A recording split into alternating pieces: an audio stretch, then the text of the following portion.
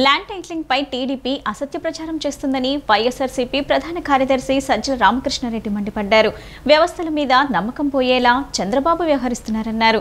ప్రభుత్వాధినేత భూములు మింగేస్తున్నారని చెప్పడం దేనికి సంకేతమని ప్రశ్నించారు. అధికారంలోకి రావాలి అనుకున్నప్పుడు చేయాల్సిన విమర్శలు ఇవేనా అని నిలదీశారు. ల్యాండ్ టైటిలింగ్ యాక్టుపై విపక్షాలు దుమ్మెత్తిపోస్తూ ఉండటం పట్ల ఏపీ ప్రభుత్వం సలహాదారు సజ్జల రామకృష్ణారెడ్డి మీడియా సమావేశం నిర్వహించారు. ల్యాండ్ టైటిలింగ్ యాక్టుపై తప్పుడు ప్రచారం చేస్తున్నారని మండిపడ్డారు. ఇలాంటి చట్టం రావటం భూ కబ్జాలు చేసేవారికి ఇష్టం ఉండదని అన్నారు. ఇది భూములను రక్షించే చట్టం అయితే ల్యాండ్ గ్రాబింగ్ యాక్ట్ అంటున్నారని విమర్శించారు. 14 ఏళ్లు సీఎంగా ఉన్న చంద్రబాబు వంటి వ్యక్తి ఇలా మాట్లాడొచ్చా అని సజ్జల ఆగ్రహం వ్యక్తం చేశారు. ల్యాండ్ టైటిలింగ్ యాక్ట్ ఇంకా రూపకల్పన దశలోనే ఉందని, ఇది ఇంకా అమల్లోకి రాలేదని సజ్జల స్పష్టం చేశారు. ఇప్పుడున్న చట్టంతో ల్యాండ్ గ్రాబింగ్కు అవకాశం ఉండేదని, దాన్ని పూర్తి స్థాయిలో ఉపయోగించుకున్నది చంద్రబాబు ఆయన ముఠా సభ్యులేనని సజ్జల ఆరోపించారు. సిఆర్డీఏ పరిధిలోని అసైన్డ్ భూములను డీమ్డ్ మ్యుటేషన్ పేరుతో కాజేశారని, మళ్లీ అలాంటి అరాచకాలు రావాలని టీడీపీ కోరుకుంటోందని అన్నారు. ఇలాంటి వాళ్లు ల్యాండ్ టైటిలింగ్ యాక్ట్ గురించి విమర్శిస్తూ ఉండడం ఆశ్చర్యం కలిగిస్తోందని అన్నారు. ల్యాండ్ ఉంటుందో ఉండదో సంబంధంలా డాక్యుమెంట్లో ఉంటుంది. ఫలానా రామకృష్ణారెడ్డికి ఇన్ని ఎకరాల భూమి ఉంటుందని, అలా లేకపోయినా కూడా డాక్యుమెంట్ ఉండొచ్చు, లేదా అందులో తేడాలు ఉండొచ్చు. ఇప్పుడు మారాల్చాలనుకున్నది రియల్ గా నీ భూమి ఎంతుందో ఆ భూమికి సంబంధించిన యాక్చువల్ వాస్తవం ప్రతిబింబించేలాగా డాక్యుమెంట్ తయారు చేయడము. అంటే ఇన్స్టెడ్ ఆఫ్ పేపర్ నుంచి భూమి మీదకి పోయేది అది ఎప్పుడు వివాదాలు సృష్టిస్తుంది. ఒకే భూమి మీద 10 రకాల డాక్యుమెంట్స్ ఉంటున్నాయి. ఒకే ల్యాండ్ మీద 2-3 రిజిస్ట్రేషన్లు కూడా జరుగుతున్నాయి. ఈ దీని కాకుండా వన్స్ ఫర్ ఆల్ నీ భూమి, నీ ఆస్తి, ఇమ్మూవబుల్ ప్రాపర్టీ ఏది ఉంటే దానికి సంబంధించినంతవరకు అది అపార్ట్మెంట్ కావచ్చు, ఇంకోటి కావచ్చు, ఇంటి స్థలం కావచ్చు, భూమి కావచ్చు, దీనికి సంబంధించినది వాస్తవమైన దీని నుంచి డాక్యుమెంట్ తయారవుతుంది. ఇది పెద్ద ఒక రెవల్యూషనరీ ఎఫర్ట్, రెవల్యూషనరీ ట్రాన్స్ఫార్మేషన్. ఇది ఏం ఓవర్ నైట్ ఎందుకు అవుతుంది? టైం పడుతుంది. పట్టడానికి ముందు సర్వే, సమగ్ర సర్వే జరగాల. ఆ యాక్టివిటీ ఇప్పుడు నడుస్తోంది. అసలు నాకు అర్థం కాదు ఏదంటే, ఇప్పుడు వీళ్ళు అంటున్న ఏ ఆరోపణలు చేస్తుంటారు. ఈ రోజు కూడా అన్యాయం అనేవి చేశారు. అసలు రైతులు ఏడంట, ఎవడో సాంబశివుడు అని ఎవడో ఇంకోటి ఎవడో చెప్పి ఈనాడు బ్యానర్ స్టోర్ రాశారు. లేని రైతు, అసలు రైతు లేడు, భూమి లేదు, అసలు జరిగింది వాస్తవం కాదు, ఏమీ లేదు, ఒక కథ కల్పిత కథ రాసేసి జనం మీద వదిలేశారు. కేవలం సర్క్యులేషన్ ఉంది కదా అని చెప్పి నమ్ముతారు. అక్షరం అంటే ఇప్పటికే గౌరవం ఉంటుంది, వాస్తవం ఉంటుంది అని అనుకుంటారు కాబట్టి నమ్ముతారు. చేసి రాసి పడేశారు. 3 నెలలు రాజకీయాలు చేద్దాం, మిగతా 4 సంవత్సరాల 9 నెలలు అభివృద్ధి చేయాలని చంద్రబాబు నమ్ముతారని టీడీపీ జాతీయ ప్రధాన కార్యదర్శి నారా లోకేష్ అన్నారు. గండికోట ప్రాజెక్టును పూర్తి చేసి పులివెందులకు కూడా నీళ్లు అందించిన నాయకుడు చంద్రబాబు అని కొనియాడారు. ఒకే రాష్ట్రం, ఒకే రాజధాని, కానీ అభివృద్ధి వికేంద్రీకరణ చేస్తానని హామీ ఇచ్చిన వ్యక్తి చంద్రబాబు అని అన్నారు. యువగళం పాదయాత్ర ద్వారా ప్రజలతో మమేకమై నేరుగా వారి కష్టనష్టాలు తెలుసుకున్నానని, వారికి సమన్యాయం చేస్తామని టీడీపీ జాతీయ ప్రధాన కార్యదర్శి నారా లోకేష్ హామీ ఇచ్చారు. అన్నమయ్య జిల్లా రాజంపేట పట్టణంలోని విద్యానగర్లో ఏర్పాటు చేసిన యువగళం బహిరంగ సభలో యువతతో ఆయన ముఖాముఖి కార్యక్రమాన్ని నిర్వహించారు.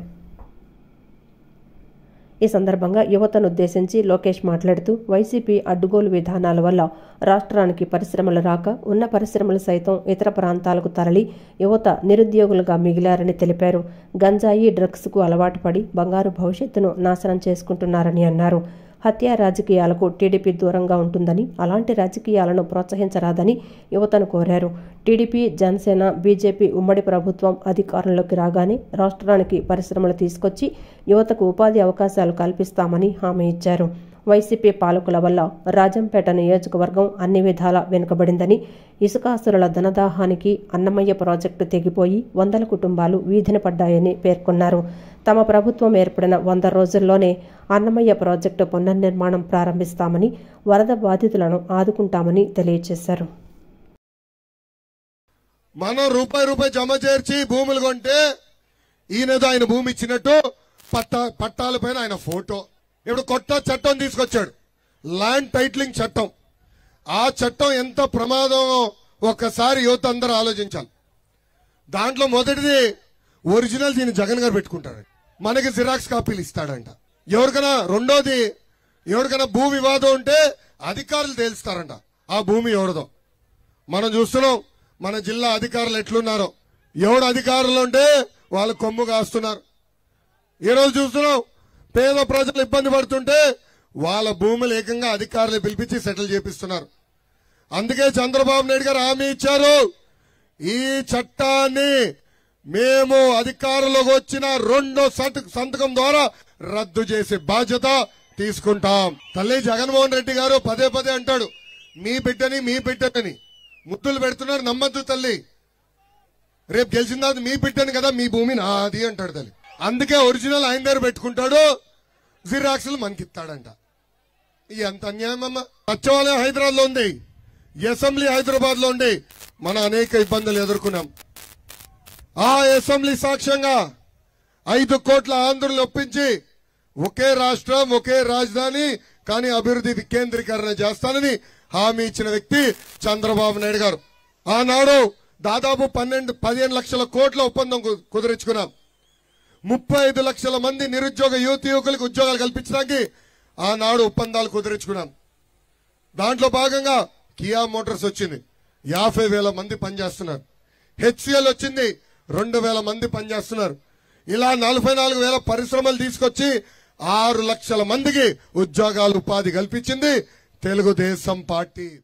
ఎన్నికల ప్రచారంలో భాగంగా తెదేపా జాతీయ ప్రధాన కార్యదర్శి నారా లోకేష్ సతీమణి బ్రాహ్మణి మంగళగిరిలో పర్యటించారు. ఎకో పార్క్ లో వాకర్స్ తో కలిసి బ్రాహ్మణి వాకింగ్ చేశారు. వారి సమస్యలు అడిగి తెలుసుకున్నారు. ఎకో పార్కును అభివృద్ధి చేస్తామని హామీ ఇచ్చారు. అనంతరం కృష్ణానది సమీపంలో మత్స్యకారులతో నారా బ్రాహ్మణి సమావేశమయ్యారు. వారు ఎదుర్కొంటున్న సమస్యలను అడిగి తెలుసుకున్నారు. మంగళగిరి నియోజకవర్గంలో నారా బ్రాహ్మణి ఎన్నికల ప్రచారాన్ని నిర్వహిస్తున్నారు. తన భర్త లోకేష్కు మద్దతుగా ఆమె మంగళగిరిలో విస్తృతంగా ప్రచారాన్ని నిర్వహిస్తున్నారు. మహిళలతో మమేకమవుతూ రానున్న ఎన్నికల్లో లోకేష్కు మద్దతుగా నిలవాలంటూ నారా బ్రాహ్మణి కోరుతున్నారు. కూటమి అభ్యర్థిగా పోటీ చేస్తున్న నారా లోకేష్కు ఓట్లు వేసి గెలిపించాలని కోరుతున్నారు. లోకేష్ మంగళగిరి ఎమ్మెల్యేగా ఎన్నికైతే చేయబోయే అభివృద్ధి పనులను కూడా నారా బ్రాహ్మణి వివరిస్తూ మహిళలను ఆకట్టుకునే ప్రయత్నం చేస్తున్నారు. ఇప్పటికే అధికారంలో లేకపోయినా సేవా కార్యక్రమాలతో మంగళగిరి ప్రజలకు అండగా ఉన్న వైనాన్ని నారా బ్రాహ్మణి గుర్తు చేస్తున్నారు. ఈరోజు ఉండవల్లి కరకట్ట వద్ద మత్స్యకార మహిళలతో నారా బ్రాహ్మణి సమావేశమయ్యారు. వాక్స్కి వెళ్తున్నారు, చాలా ఇన్స్పైరింగ్ గా ఉంది. మనం తప్పకుండా మన మంగళగిరిలోనే కాదు మన ఆంధ్ర రాష్ట్రంలో పార్క్స్ డెవలప్ చేసుకోవాలి. అందరి హెల్త్ బాగుండాలి. పార్క్స్ డెవలప్ చేసే చంద్రబాబు నాయుడు గారి ప్యాషను. హైదరాబాద్ లో కూడా కేబీఆర్ పార్క్ కానివ్వండి, వేరే పార్క్స్ కానివ్వండి, వీటిని డెవలప్ చేసిన చంద్రబాబు నాయుడు గారే. తప్పకుండా ప్రకృతి చాలా బాగుండేటట్టు, అందరూ బెనిఫిట్ పొందేటట్టు, పిల్లలు కానివ్వండి పెద్దలు కానివ్వండి వాళ్ళందరికీ పార్క్స్ తప్పకుండా డెవలప్ చేస్తాము. ఇక్కడైతే వాటర్ ప్రాబ్లం ఏదైతే ఉందో దాన్ని కూడా రిజాల్వ్ చేస్తాం. అందరూ నేను తప్పకుండా చెప్తానండి, లోకేష్ గారు కూడా చెప్తాను. అమరావతి రాజధాని అభివృద్ధి చెంది యువతకు ఉపాధి అవకాశాలు దక్కాలంటే కూటమి ప్రభుత్వం అధికారంలోకి రావాలని టీడీపీ తూర్పు ఎమ్మెల్యే అభ్యర్థి గద్దె రామ్మోహన్ పేర్కొన్నారు. గంజాయి నుండి రాష్ట్రాన్ని కాపాడుకోవాల్సిన అవసరం ఉందన్నారు. దారాబాద్ కన్నా మిన్నగా ఆంధ్రప్రదేశ్ అభివృద్ధి చెందాలని, అందుకే అమరావతి ఏకైక రాజధానిగా ఉండాలని వెల్లడించారు. ఎన్నికల ప్రచారంలో భాగంగా టీడీపీ తూర్పు ఎమ్మెల్యే అభ్యర్థి గద్దె రామ్మోహన్ 5వ డివిజన్ మాచవరం పోలీస్ స్టేషన్ ఏరియాలో పర్యటించారు. ప్రజల వద్దకు వెళ్లి సైకిల్ గుర్తుపై ఓటు వేసి టీడీపీ అభ్యర్థులను గెలిపించాలని కోరారు. ఈ సందర్భంగా గద్దె రామ్మోహన్ మాట్లాడుతూ ప్రజలు అమరావతి రాజధానిని కాపాడాలని ప్రజలు కోరుకుంటున్నారని చెప్పారు. రాజధానిని కాపాడుకోవాలంటే కూటమి ప్రభుత్వం అధికారంలోకి రావాలని స్పష్టం చేశారు. పిల్లల భవిష్యత్తుపై తల్లిదండ్రులు ఆందోళన చెందుతున్నారని అన్నారు. గంజాయి నుండి రాష్ట్రాన్ని కాపాడుకోవాల్సిన అవసరం ఉందన్నారు. రాజధాని వల్ల యువతకు, కార్మికులకు, పారిశ్రామికవేత్తలకు ఉపాధి దొరుకుతుందన్నారు. హైదరాబాద్ కన్నా మిన్నగా ఆంధ్రప్రదేశ్ అభివృద్ధి చెందాలని, అందుకే అమరావతి ఏకైక రాజధానిగా ఉండాలని వెల్లడించారు. నారా చంద్రబాబు నాయుడు గారు, పవన్ కళ్యాణ్ గారు మోడీ నాయకత్వాన్ని బలపరిచే విధంగా విజయవాడ తూర్పు నియోజకవర్గంలో 2 ఓట్లు కూడా అటు ఎంపీకి కేసినేని చిన్ని గారికి కానీ శాసనసభ్యుడిగా అభ్యర్థిగా నాకు ఇద్దరిది కూడా సైకిల్ గుర్తు. అంటే సూటిగా మీకు రాజధాని కావాలంటే సైకిల్ గుర్తు మీద ఓటేయండి అని మేము చెప్తా ఉన్నాం. వాళ్ళు కూడా అదే కోరుకుంటున్నామని చెప్తా ఉన్నారు. ఇవాళ పిల్లల భవిష్యత్తుకి ఎంత ఆందోళనగా ఉన్నారంటే, ఇందాక ఒక తండ్రి చెబుతా ఉన్నాడు, తన కొడుకుని రైల్వే స్టేషన్లో గంజాయి తాగినాళ్ళు పట్టుకుని విచ్చలవిడిగా కొట్టి తీసుకెళ్లి ప్రకాశం బ్యారేజ్ మీద పడేశారు.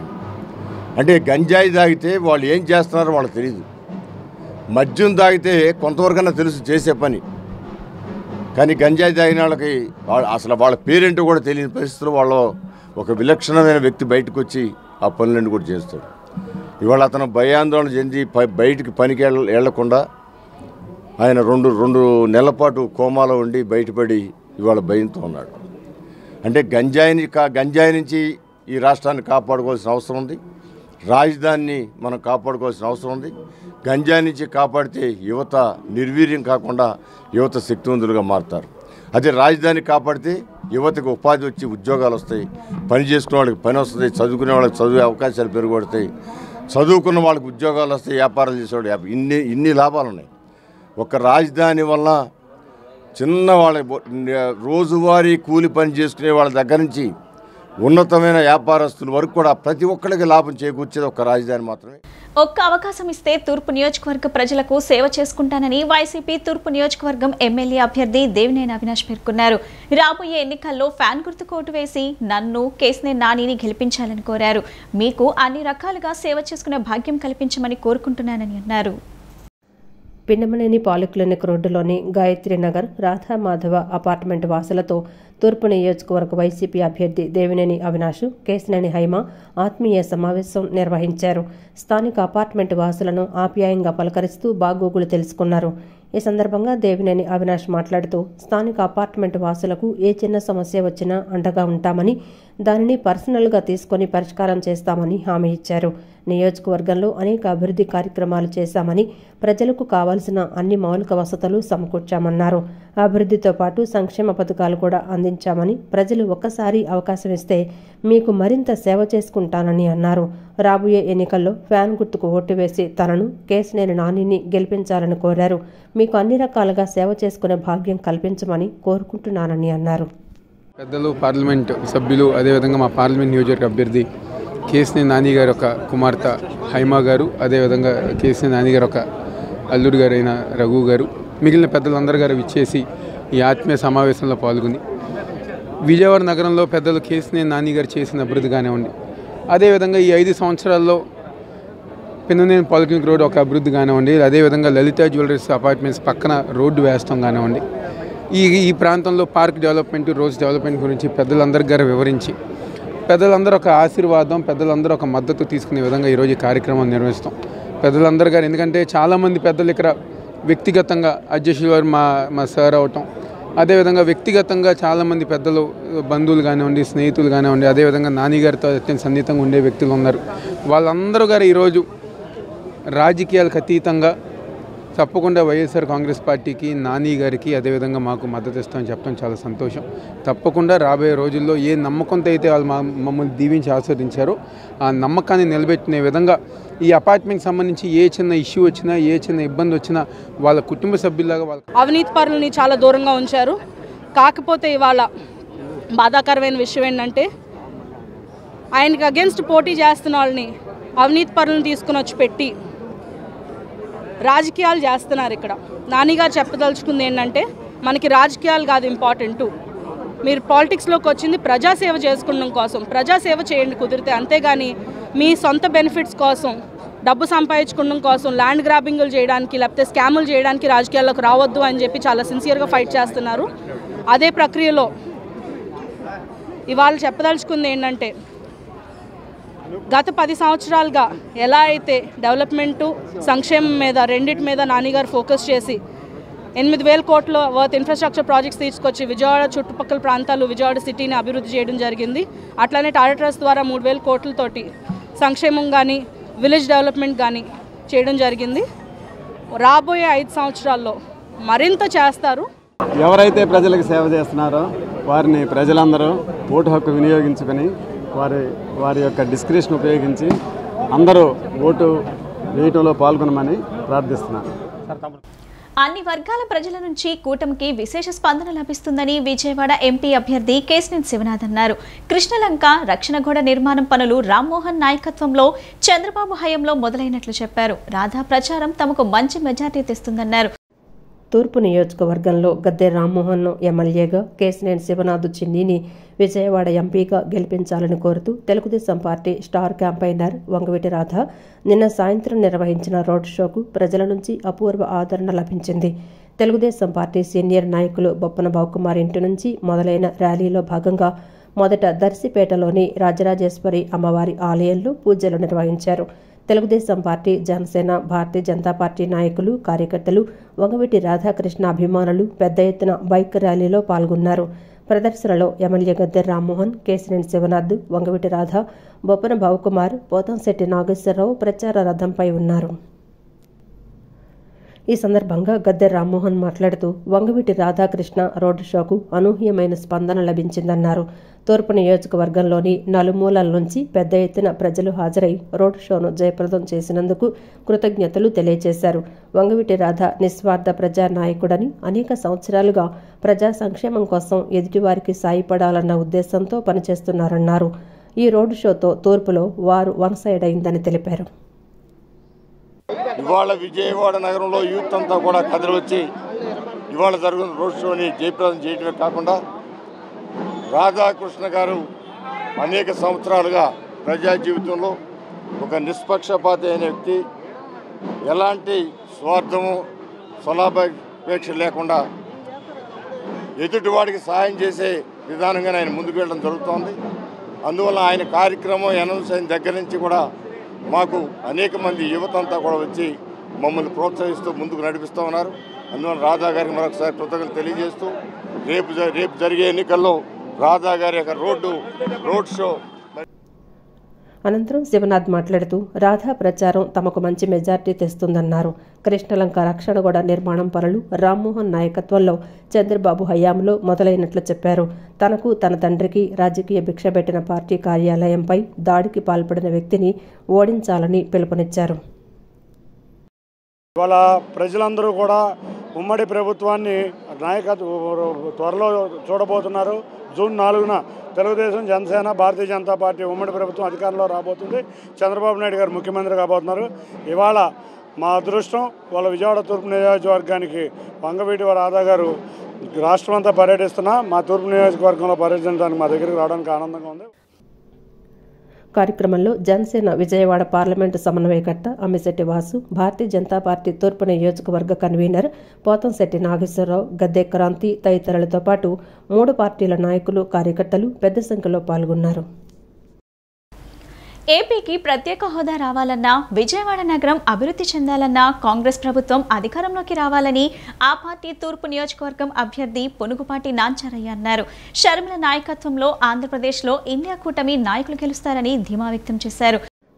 ఎన్నికల ప్రచారంలో భాగంగా కాంగ్రెస్ పార్టీ తూర్పు నియోజకవర్గ అభ్యర్థి పొనుగుపాటి నాంచారయ్య పటమటలంక ప్రాంతాల్లో నిన్న పర్యటించారు. కరపత్రాలు పంపిణీ చేసి ఓట్లు అభ్యర్థించారు. ఈ సందర్భంగా ఆయన మాట్లాడుతూ రాష్ట్రంలో వైసీపీ ప్రభుత్వం సంక్షేమ పథకాల పేరిట ప్రజలను మభ్యపెడుతోందని, 10 రూపాయలిచ్చి 100 రూపాయలు లాక్కుంటున్నారని ధ్వజమెత్తారు. విజయవాడ తూర్పు నియోజకవర్గంలో ఇప్పటికీ కొండ ప్రాంత వాసుల ఇళ్లకు రిజిస్ట్రేషన్ సౌకర్యం కల్పించలేదన్నారు. కాంగ్రెస్ ద్వారానే ఇళ్లకు రిజిస్ట్రేషన్ సౌకర్యం దక్కుతుందని పేర్కొన్నారు. ప్రత్యేక హోదా రావాలన్నా, యువతకు ఉపాధి అవకాశాలు రావాలన్నా రాహుల్ గాంధీ ప్రధాని కావాలని పిలుపునిచ్చారు. జగన్ ప్రభుత్వంలో రాష్ట్రం అప్పులమయమైందని విమర్శించారు. రాహుల్ గాంధీ ప్రధానమంత్రి అయినటువంటి వెనువెంటనే ఆంధ్రప్రదేశ్ రాష్ట్రానికి ప్రత్యేక హోదా మీద తొలి సంతకం చేయటానికి సిద్ధంగా ఉన్నారు. మరి అదేవిధంగా షర్మిలమ్మ గారు కూడా మనకు వాగ్దానం చేస్తున్నారు. రాహుల్ గాంధీ ప్రధానమంత్రి అయినటువంటి వెంటనే ప్రత్యేక హోదా మీద తొలి సంతకం చేసి ఆంధ్రప్రదేశ్ రాష్ట్ర ప్రజలకు కానుకగా ఇస్తానని చెప్పేసి షర్మిలమ్మ గారు ఆంధ్రప్రదేశ్ రాష్ట్ర ప్రజలకు మాట ఇచ్చారు. అదేవిధంగా విజయవాడ తూర్పు నియోజకవర్గంలో నేను పర్యటిస్తున్నటువంటి పర్యటనలో ప్రజల నుంచి లభిస్తున్నటువంటి స్పందనకు ప్రజలందరికీ కూడా కృతజ్ఞతలు తెలుపుకుంటూ మీ అమూల్యమైన ఓటును బ్యాలెట్ నెంబర్ 4వ నెంబర్ మీద హస్తం గుర్తుపై ఓటు వేసి నన్ను గెలిపించాల్సిందిగా ప్రార్థన చేస్తున్నాను. అదేవిధంగా రేపటి రోజున 5వ తారీఖున కృష్ణలంకలోని రాణిగారి తోట, బాలాజీ నగర్, నెహ్రూ నగర్ ప్రాంతాల్లో మరి ఇండియా కూటమి నాయకులైనటువంటి దోనేపూడి శంకర్ గారు, దోనేపూడి కాశీనాథ్ గారు వీళ్ళందరి మద్దతుతో రేపు కృష్ణలంక ప్రాంతంలో ఇంటింటి ప్రచారం నిర్వహిస్తూ ఉన్నాను. అందుకు గాను ఇండియా కూటమి నాయకులు మరియు విజయవాడ నగరంలో ఉన్నటువంటి ప్రతి కాంగ్రెస్ కార్యకర్త నాకు విజయానికి కృషి చేయవలసిందిగా. అనంతరం పార్టీ నాయకులు మీసాల రాజేశ్వరరావు మాట్లాడుతూ పేద బడుగులు బలహీన వర్గాల సమస్యలు కాంగ్రెస్తోనే తీరుతాయన్నారు. కాంగ్రెస్ రావాలి, మార్పు కావాలి అని చెప్పి కోరుకుంటున్నది మాకు ప్రజల నుంచి స్పష్టంగా కనపడుతుంది. ముఖ్యంగా ఈ 10 ఏళ్లలో చంద్రబాబు పరిపాలన 5 సంవత్సరాలు చూశారు. జగన్మోహన్ రెడ్డి పరిపాలన ఒక ఛాన్స్ అంటే 5 ఏళ్ళు చూశారు. గతంలో ఏదైతే ఈ రాష్ట్రంలో ఈ దేశంలో కాంగ్రెస్ ప్రభుత్వం ఉందో, ఏదైతే అభివృద్ధి చేసిందో విజయవాడ నగరాన్ని, ఉదాహరణకు కృష్ణలంక రిటర్నింగ్ వాళ్ళు కాంగ్రెస్ ప్రభుత్వం హయాంలోనే కిరణ్ కుమార్ రెడ్డి గారు ముఖ్యమంత్రిగా ఉన్నప్పుడు, రోషి గారు ముఖ్యమంత్రిగా ఉన్నప్పుడు 120 కోట్ల రూపాయలు కృష్ణలంక కరకట్ట ప్రజలు పడుతున్నటువంటి ఇబ్బందులను దృష్టిలో పెట్టుకొని 120 కోట్ల రూపాయలు శాంక్షన్ చేయడం జరిగింది. సీఎం జగన్ ను మళ్లీ గెలిపించుకుంటామని ప్రజలు చెబుతున్నారని 1వ డివిజన్ కార్పొరేటర్ ఉద్దంటి సునీత అన్నారు. సచివాలయ వ్యవస్థను తీసివేస్తామని, వాలంటీర్ వ్యవస్థను రద్దు చేస్తామని చంద్రబాబు చెప్పడం సిగ్గుచేటని మండిపడ్డారు.